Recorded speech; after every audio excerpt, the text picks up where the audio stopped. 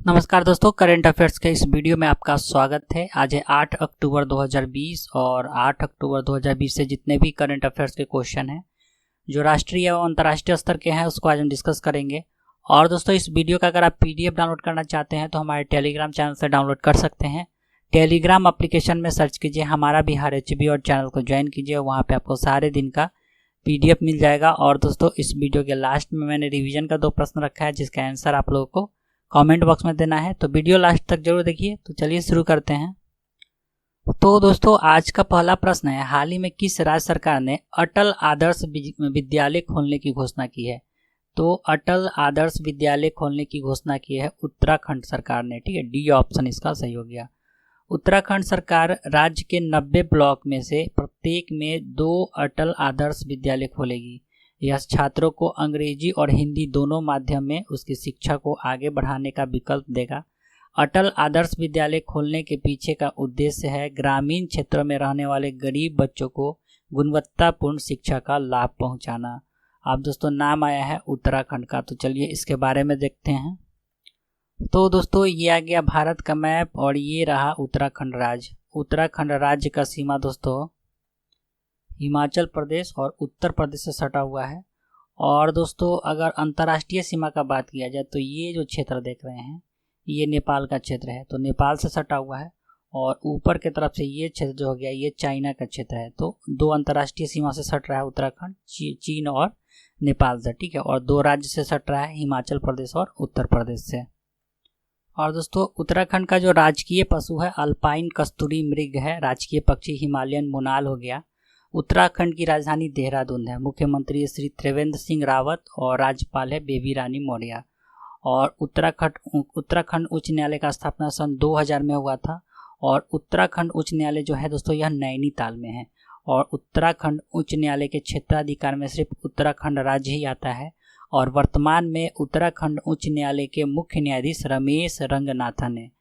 और दोस्तों, इसका स्थापना उत्तराखंड का स्थापना 9 नवंबर सन 2000 को उत्तर प्रदेश से काटकर किया गया था। पहले इसका नाम उत्तरांचल था। 1 जनवरी 2007 को इसका नाम बदलकर उत्तराखंड रखा गया। उत्तराखंड का हरिद्वार जो है कुंभ मेला के लिए प्रसिद्ध है। उत्तराखंड के मसूरी में लाल बहादुर शास्त्री IAS प्रशिक्षण स्थल है। और टिहरी बांध भागीरथी तथा बिलंगना नदी के संगम पे बनाया गया है। और टिहरी बांध की ऊंचाई 261 मीटर है, जो कि इसे विश्व का 5वां सबसे ऊंचा बांध बनाता है। और मुख्य पर्यटन स्थल देखा जाए तो रानीखेत, अल्मोड़ा, नैनीताल झील, लक्ष्मण झूला, ये सब उत्तराखंड का प्रमुख पर्यटन स्थल है। इंडियन मिलिट्री अकादमी उत्तराखंड में है। उत्तराखंड का अगर राष्ट्रीय उद्यान का बात किया जाए तो ढेर सारा राष्ट्रीय उद्यान है इसमें, जैसे कि कार्बेट राष्ट्रीय उद्यान, गंगोत्री राष्ट्रीय उद्यान, गोविंद राष्ट्रीय उद्यान, नंदा देवी राष्ट्रीय उद्यान, राजा जी नेशनल पार्क, फूलों की घाटी ये भी उत्तराखंड में है, और सोना नदी वाइल्ड लाइफ सेंचुरी। ठीक है, अगला प्रश्न है दोस्तों, हाल ही में किस कंपनी ने ग्रीन टेक CSR इंडिया 2020 पुरस्कार जीता है? तो ग्रीन टेक CSR इंडिया 2020 पुरस्कार जीता है Jindal steel and power limited ने। ठीक है, ए ऑप्शन इसका सही हो गया। Jindal steel and power limited JSPL को अपने CSR कार्यक्रम के तहत स्वास्थ्य सेवा को बढ़ावा देने में उत्कृष्ट उपलब्धियां के लिए green tech CSR India 2020 award से सम्मानित किया गया है। 7वें CSR India summit and expo के दौरान JSPL यानी Jindal steel and power limited foundation की अध्यक्ष सल्लू जिंदल द्वारा यह पुरस्कार प्राप्त किया गया है। और JSPL को स्वास्थ्य और स्वास्थ्य सेवा के संवर्धन की श्रेणी में इस प्रतिष्ठित पुरस्कार के लिए विजेता घोषित किया गया है। अगला प्रश्न है, हाल ही में भारत जापान विदेश मंत्रियों की रणनीति वार्ता के 13वें संस्करण का आयोजन किया गया है। तो इस आयोजन में इस जापान का प्रतिनिधित्व किसने किया है? तो इस आयोजन में जापान का प्रतिनिधित्व किए हैं तोशिमित्सु मातेगी। ठीक है, डी ऑप्शन इसका सही होगा। ये जापान के विदेश मंत्री है तोशिमित्सु मातेगी। इस आयोजन में भारत के तरफ से भारत के विदेश मंत्री S जयशंकर और जापान के विदेश मंत्री तोशिमित्सु मातेगी ने भाग लिया। अब दोस्तों, नाम आया है जापान का, तो इसके बारे में जानते हैं। तो ये है जापान का फ्लैग। जापान की राजधानी टोक्यो है, मुद्रा येन है, प्रधानमंत्री है योशिहिदे सुगा। और दोस्तों, जापान का ओसाका शहर को जापान का मैनचेस्टर कहा जाता है।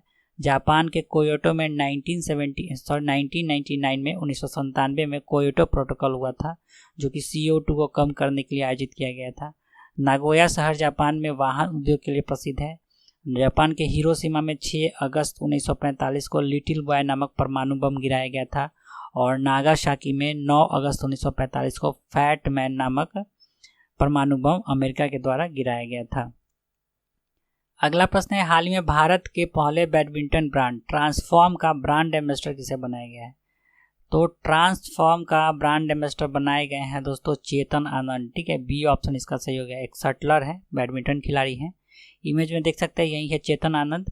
और कॉमनवेल्थ गेम के पदक विजेता भारतीय शटलर चेतन आनंद को भारत के पहले बैडमिंटन ब्रांड ट्रांसफॉर्म का ब्रांड एम्बेसडर बनाया गया है। ट्रांसफॉर्म रैकेट, नाइलॉन शटल्स, जूते और एप्पल्स बनाते हैं। ठीक है, अगला प्रश्न है, हाल ही में इलेक्ट्रॉनिक सूचना और प्रौद्योगिकी मंत्रालय ने 11,000 करोड़ रुपए के निवेश से किस योजना के तहत घरेलू और अंतर्राष्ट्रीय कंपनियों के 16 प्रस्तावों को मंजूरी दी है? तो उस योजना का नाम है प्रोडक्शन लिंक्ड इंसेंटिव। ठीक है, ए ऑप्शन इसका सही हो गया, जिसको शॉर्ट में PLI भी कहा जाता है। और यह प्रोडक्शन लिंक्ड इंसेंटिव योजना के तहत अगले 5 वर्षों में 10.5 लाख करोड़ के मोबाइल फ़ोन बनाने के लिए किया गया है। यह 2 लाख से अधिक प्रत्यक्ष रोजगार को उत्पन्न करेगा।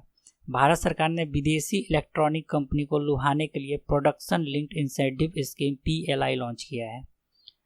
अगला प्रश्न है, हाल ही में उबॉन का ब्रांड एम्बेसडर किसे बनाया गया है? तो उबॉन एक कंपनी है जिसका ढेर सारा एसेसरीज आता है। तो उबॉन कंपनी का ब्रांड एम्बेसडर बनाया गया है राणा दग्गुबाती को। ठीक है, सी ऑप्शन इसका सही हो गया। गैजेट, एसेसरीज और कंज्यूमर इलेक्ट्रॉनिक्स ब्रांड उबॉन ने दक्षिण बाजार में यानी साउथ इंडिया में मार्केटिंग के लिए राणा दग्गुबाती को ब्रांड एम्बेसडर बनाया है। अगला प्रश्न है, हाल ही में पहले राष्ट्रीय स्टार्टअप पुरस्कार 2020 के लिए किसे चुना गया है? तो पहले राष्ट्रीय स्टार्टअप पुरस्कार 2020 के लिए चुना गया है तरल टेक सॉल्यूशंस प्राइवेट लिमिटेड और वेल्दी थेराप्यूटिक्स। ठीक है, ए और बी दोनों सही है, तो सी ऑप्शन इसका सही हो गया, उपयुक्त दोनों। तरल टेक सॉल्यूशंस प्राइवेट लिमिटेड शहरी सेवा श्रेणी में यह पुरस्कार जीता है और वेल्दी थेराप्यूटिक्स ने स्वास्थ्य देखभाल की श्रेणी में यह पुरस्कार जीता है। और हाल ही में भारत सरकार ने स्टार्टअप और इंक्यूबेटर्स के लिए अपने पहले राष्ट्रीय पुरस्कार विजेता की घोषणा की है। 12 विभिन्न क्षेत्रों के कई स्टार्टअप्स ने वाणिज्य मंत्री पीयूष गोयल से राष्ट्रीय पुरस्कार प्राप्त किया है और स्टार्टअप्स की संख्या के मामले में भारत का स्थान दुनिया में तीसरा है। अगला प्रश्न है, हाल ही में भारतीय स्टेट बैंक ने 3 वर्ष की अवधि के लिए किसे अध्यक्ष के रूप में चुना है? तो भारतीय स्टेट बैंक ने अध्यक्ष के रूप में चुना है दिनेश कुमार खारा को। डी ऑप्शन सही हो गया, ये है दिनेश कुमार खारा। और दिनेश कुमार खारा भारतीय स्टेट बैंक के प्रबंधक निदेशक भी हैं। दिनेश कुमार खारा रजनीश कुमार का स्थान लिए हैं, जिन्होंने 7 अक्टूबर को पद को छोड़ा है। रजनीश कुमार रिजाइन किए हैं 7 अक्टूबर को और इनके बदले दिनेश कुमार खारा को SBI का अध्यक्ष बनाया गया है। अगला प्रश्न है, हाल ही में भारत सरकार ने कितने राज्यों में national mission for clean Ganga के तहत डॉल्फिन सफारी सहित डॉल्फिन आधारित इको टूरिज्म कार्यक्रम की शुरुआत की है? तो भारत सरकार के द्वारा 3 राज्यों में national mission for clean Ganga के तहत डॉल्फिन सफारी सहित डॉल्फिन आधारित इको टूरिज्म कार्यक्रम का शुरुआत किया गया है। बी ऑप्शन इसका सही हो गया। और national mission for clean Ganga ने 3 राज्य के 6 स्थानों पर डॉल्फिन सफारी सहित डॉल्फिन आधारित इको टूरिज्म कार्यक्रम की शुरुआत की है। यह राज्य उत्तर प्रदेश, बिहार और पश्चिम बंगाल है। गंगा प्रहरी, ठीक है, गंगा प्रहरी प्रशिक्षित स्वयं सेवक इन स्थलों पर पर्यटकों को गंगा नदी में डॉल्फिन दिखाने के लिए नाव की सवारी करवाएंगे। ठीक है, और इसके अलावा एक नया अभियान मेरी गंगा मेरी डॉल्फिन, ठीक है, मेरी गंगा मेरी डॉल्फिन भी लॉन्च किया गया है। अगला प्रश्न है दोस्तों, हाल ही में किसे BCAS the bureau of civil aviation security के महानिदेशक के रूप में नियुक्त किया गया है? तो the bureau of civil aviation security के महानिदेशक के रूप में नियुक्त किए गए हैं MA गणपति। ठीक है, बी ऑप्शन इसका सही हो गया। इमेज में देख सकते हैं, यही है MA Ganpati. MA Ganpati Uttarakhand cadre के 1986 बैच के IPS अधिकारी हैं और राकेश अस्थाना को सीमा सुरक्षा बल के महानिदेशक के रूप में नियुक्त किए जाने के बाद इस जो ये BCAS का प्रमुख का जो पद था यह खाली था, जिस पर MA गणपति को नियुक्त किया गया है।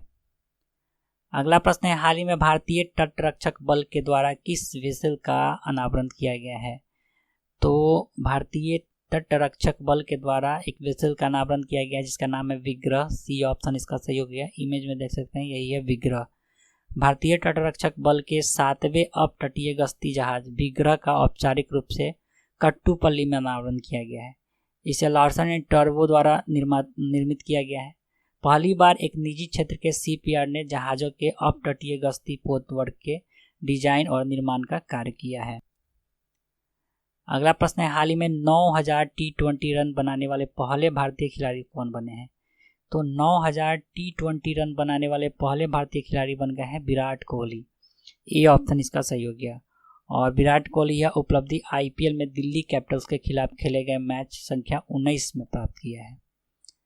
अगला प्रश्न है, हाल ही में भारत के रवि संथानम को फोर्ब्स की सूची में the world most influential CMO में मान्यता दी गई है। तो रवि संथानम किस बैंक के CMO है? तो रवि संथानम जो है ये HDFC के CMO है। ये ऑप्शन इसका सही हो गया और इनको फोर्ब्स की सूची the world most influential CMO की सूची में डाला गया है। तो 39वां स्थान प्राप्त करने वाले रवि संथानम किसी भारतीय कंपनी के एकमात्र CMO है जिन्हें इस सूची में स्थान मिला है। HDFC बैंक को 7 वर्षों के लिए भारत का सबसे मूल्यवान ब्रांड घोषित किया गया है। HDFC का स्थापना 1994 में हुआ है और इसका मुख्यालय मुंबई में है। तो दोस्तों ये था इसका करेंट अफेयर्स। चलते हैं कल के रिवीजन की तरफ। तो कल के रिवीजन का पहला प्रश्न था, हाल ही में भारत के सबसे बड़े निजी port operator Adani ports and special economic zone limited ने 12,000 करोड़ में किस पोर्ट का अधिग्रहण किया है?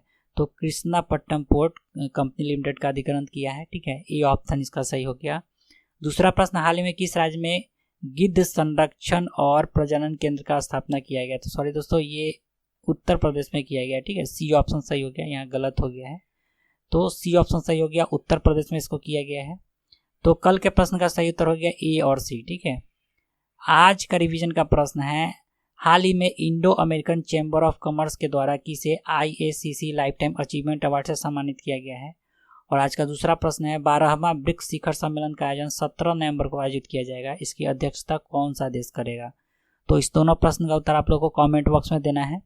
तो चलिए दोस्तों, आज के लिए इतना ही। आशा करता हूँ आपको ये वीडियो अच्छा लगा होगा। अगर ये वीडियो थोड़ा सा भी अच्छा है, हेल्पफुल लग रहा है तो प्लीज़ चैनल को सब्सक्राइब कीजिए, वीडियो को लाइक कीजिए तथा अपने दोस्तों में ज़रूर शेयर करें। और दोस्तों, इस वीडियो का अगर आप ऑडियो सुनकर रिवीजन करना चाहते हैं तो खबरी एप्लीकेशन पे हमारा बिहार चैनल को सब्सक्राइब कीजिए। वहाँ पे प्रतिदिन आपको इस वीडियो का ऑडियो मिल जाएगा। खबरी एप्लीकेशन का लिंक वीडियो के डिस्क्रिप्शन बॉक्स में दिया गया है, या आप डायरेक्ट प्ले स्टोर से भी डाउनलोड कर सकते हैं। तो चलिए दोस्तों, आज के लिए इतना ही। वीडियो देखने के लिए बहुत बहुत धन्यवाद।